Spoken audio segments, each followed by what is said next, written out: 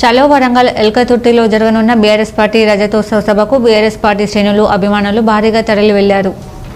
ఈ మేరకు సభకు తరలి వెళ్లడానికి రామగుండం మాజీ ఎమ్మెల్యే ఆధ్వర్యంలో దాదాపు 80 బస్సులు, టాటా ఏసీ కార్లలో 5,000 మంది జనం సభకు తరలి వెళ్లారు. సభకు వెళ్లడానికి ముందుగా గోదావరిఖని చౌరస్తాలోని బీఆర్ఎస్ పార్టీ కార్యాలయంతో పాటు అన్ని డివిజన్లలో పార్టీ జెండాను ఆవిష్కరించారు. గోదావరిఖని పట్టణంలోని ప్రధాన కూడళ్లలో గులాబీ జెండాలు గుబాళించాయి.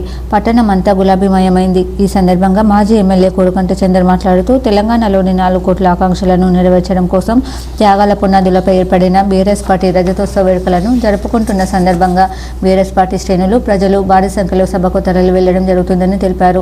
14 ఏళ్ల ఉద్యమ ప్రస్థానం, 10 సంవత్సరాల ప్రగతి ప్రస్థానం పూర్తి చేసుకున్న బీఆర్ఎస్ పార్టీ పట్ల ప్రజల్లో మళ్లీ ఆదరణ పెరుగుతుందన్నారు. కాంగ్రెస్ పాలన పట్ల ప్రజల్లో తీవ్ర వ్యతిరేకత వచ్చిందని, మళ్లీ కేసీఆర్ ముఖ్యమంత్రి కావాలని ప్రజలంతా కోరుకుంటున్న తరుణంలో కేసీఆర్ సభకు గులాబీ దండు సైన్యంలా తరలి వెళ్లడం జరుగుతుందని వెల్లడించారు.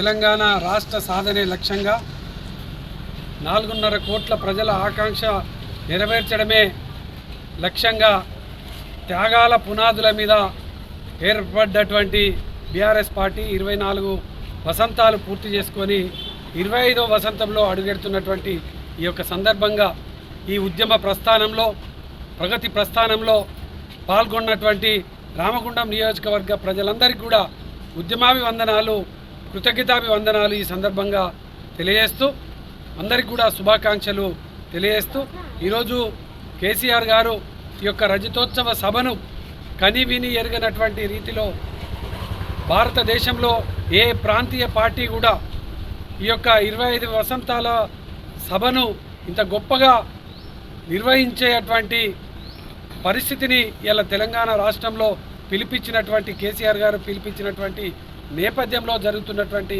ఈ యొక్క రజతోత్సవ సభకు కేసీఆర్ గారు మళ్ళీ మాకు ముఖ్యమంత్రి కావాలని, కేసీఆర్ గారి పాలన మళ్ళీ కావాలని, కేసీఆర్ గారి నాయకత్వంలో ఉద్యమ ప్రస్థానంలో పాల్గొన్నటువంటి వాళ్ళు, అదేవిధంగా ప్రగతి ప్రస్థానంలో పాల్గొన్నటువంటి ప్రతి ఒక్కరు కూడా ఈరోజు ఈ యొక్క రజతోత్సవ సభకు వెళ్తున్నటువంటి తరుణంలో రామగుండం నియోజకవర్గం చెల్లి 5,000 మందివి ఈ యొక్క కనుల పండుగగా జరిగేటువంటి రజతోత్సవ సభకు వెళ్తున్నామని ఈ సందర్భంగా తెలియజేస్తూ, కేసీఆర్ గారు పిలుపు ఏ విధంగా, ఏ కార్యాచరణ ఏ విధంగా ఉన్నా కూడా మేము సైతం ఈ యొక్క కేసీఆర్ గారి పిలుపులో భాగస్వాములమైతాం.